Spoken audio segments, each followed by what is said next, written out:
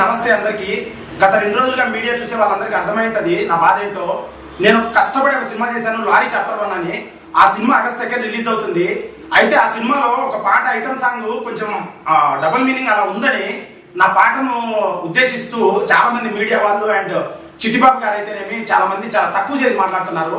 నా కష్టంతో నేను సినిమా చేసి ఇంత కష్టపడి కృష్ణానగర్లో చాలా మంది కొత్త వాళ్ళకి అవకాశం ఇచ్చి నా డబ్బులు పెట్టి ఆ డబ్బులతో నేను చాలా లగ్జరీగా ఉండొచ్చు. అలాంటిది నేను సినిమా చేసి ఎదగాలి, 10 మందికి దారి చూపించాలి, ప్లస్ నేను కూడా ఎదగాలి అని నేను కష్టపడి హైదరాబాద్ వచ్చి ఒక సినిమా చేసి ఆగస్ట్ 2 రిలీజ్ చేద్దామని ప్రయత్నం చేస్తూ ఉంటే చిట్టిబాబు లాంటి వాళ్ళు కొంతమంది పెద్దవాళ్ళు నా సినిమాలో పాటను ఉద్దేశించి డబుల్ మీనింగ్ ఉంది, అది ఉంది, ఇది ఉంది, నీది బూత్ సినిమా అని ఈ మీడియా వాళ్ళు చిత్రీకరిస్తూ నన్ను తక్కువ అంచనా వేస్తూ మాట్లాడుతున్నారు అండ్ చాలా బ్యాడ్ రెప్యుటేషన్ తీసుకొస్తున్నారు. హానెస్ట్ గా చెప్తున్నా, ఎవరైతే ఇప్పుడు దీనికి కమెంట్ చేస్తున్నారో వాళ్ళకి ఏమాత్రం రెప్యుటేషన్ ఉంది, ఏమాత్రం వాళ్ళకు క్రెడిబిలిటీ ఉంది నా సినిమాను మాట్లాడడానికి నాకు అర్థం కావట్లేదు. ఒక చిన్న షార్ట్ ఫిల్మ్ అయినా వాళ్ళు తీసారా, ఒక చిన్న సాంగ్ అయినా వాళ్ళు తీసారా? చిట్టిబాబు గారు నేను ప్రొడ్యూసర్, నేను ఇండస్ట్రీలో ఏదేదో చేశానంటారు. ఆయన నేను గూగుల్లో సెర్చ్ చేశాను, ఏమీ లేదు, ఆయన ఏమీ చేయలేదు. పెద్ద ఆయన వయసుకు గౌరవం ఇచ్చి నేను మాట్లాడుతున్నాను. కానీ ఇప్పుడు నేను 5 లాంగ్వేజ్లో అండి లారీ చాప్టర్ 1 అని చాలా సాలిడ్ గా చాలా పెద్ద బొమ్మను చేశాను. చాలా చాలా కష్టపడి మాస్ బొమ్మను, చాలా పెద్ద హీరో అవ్వాలంటే ఎలా ఉండాలి, ఎలాంటి కథ తీయాలని నేను చేశాను.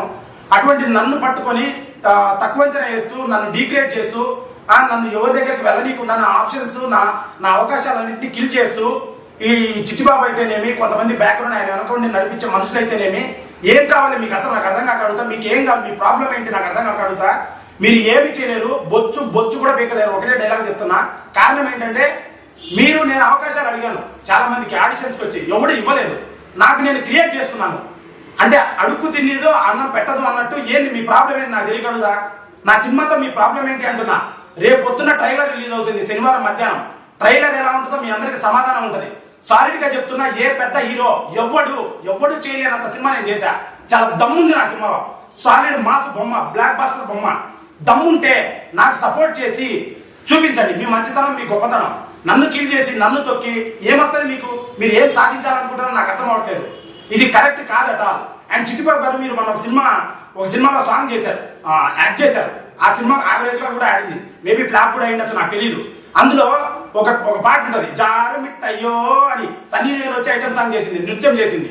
ఆ సాంగ్ లో ఉన్న డబుల్ మీనింగ్లు నా సాంగ్ లో ఉన్న డబుల్ మీనింగ్ చాలా తక్కువ నా దాంట్లో. అప్పుడు మీరు ఏం చేశారు అంటే, వాళ్ళు పెద్దవాళ్ళు, వాళ్ళని అడగరు, నన్ను అడుగుతున్నారు, నన్ను క్వశ్చన్ చేస్తున్నారు. మీరు మీ ప్రాబ్లం ఏంటి నాకు తెలియక అడుగుతా. మీ ప్రాబ్లం ఏంటి, మీకు ఏం కావాలి?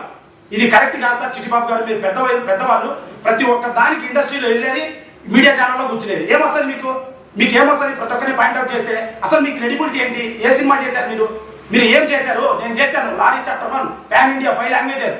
మీరు ఏం చేశారు ఫస్ట్ ఆఫ్ ఆల్? అండ్ చాలా సినిమాల్లో డబుల్ మీనింగ్ ఉన్నాయి. పెద్దవాళ్ళు వాళ్ళందరినీ అడగరు, ఆర్జీవి గారిని అడగరు, నన్ను అడుగుతారు. మీకు ఏం కావాలి? మీకు ఏమి కావాలని నేను అడుగుతున్నా, చెప్పండి. లంచం కావాలా? మీడియా వాళ్ళ దగ్గరికి నేను ఇంటర్వ్యూల కోసం వెళ్తే వెళ్ళొద్దని చెప్తున్నారు, వెళ్ళొద్దు, వాటికి తీసుకోవద్దని అంటున్నారు. ఏం కావాలి మీకేం కావాలి? నన్ను తగ్గించి చేస్తే మీకేమొస్తుంది?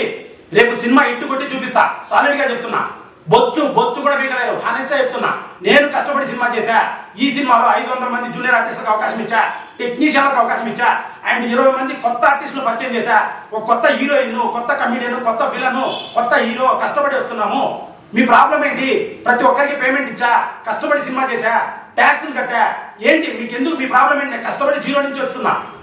మీరు పెద్దవాళ్ళు, వయసు అయిపోయింది, మమ అని జీవించక ఇంట్లో మీకు ఏం కావాలి? ఏం చేయాలనుకుంటున్నారు?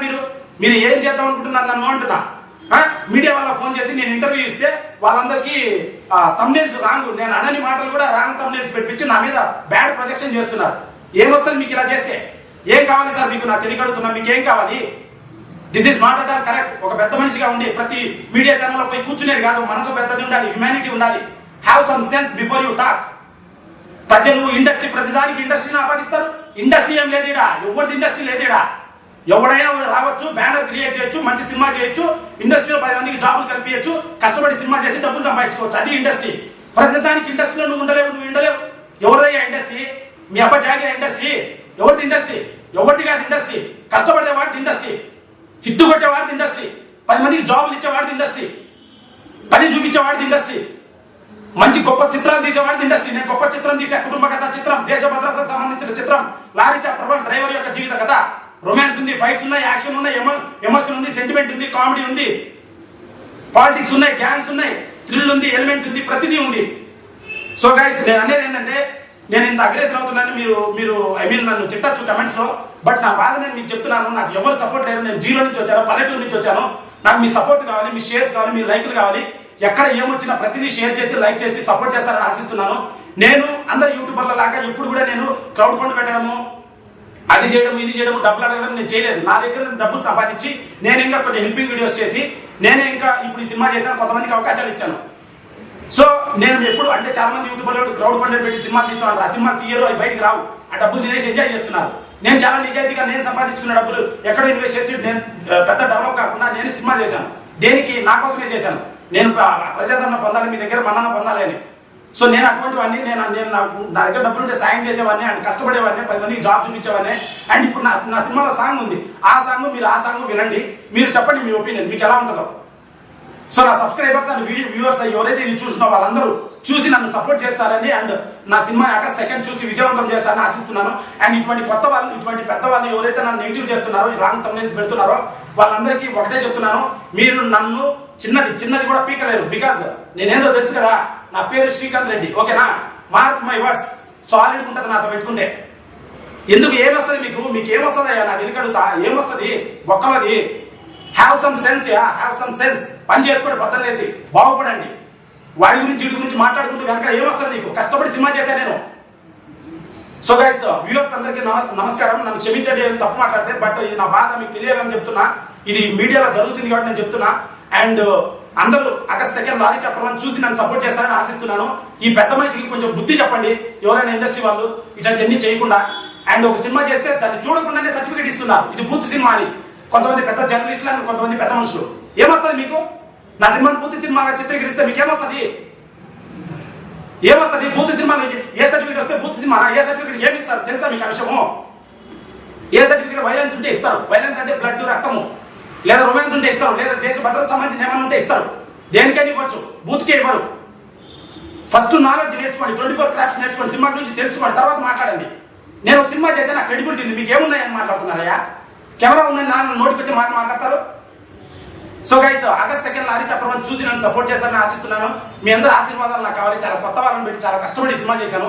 ప్లీజ్ నన్ను సపోర్ట్ చేయండి, షేర్ చేయండి. అండ్ ఆ పెద్ద మనిషికి నాకు బుద్ధి చెప్తారని ఆశిస్తున్నాను. ప్లీజ్ నన్ను సపోర్ట్ చేయండి. ఆగస్ట్ 2 లారీ చెప్పమని చూసి సపోర్ట్ చేస్తారని ఆశిస్తున్నాను. Please. For more videos like this, subscribe Big TV channel.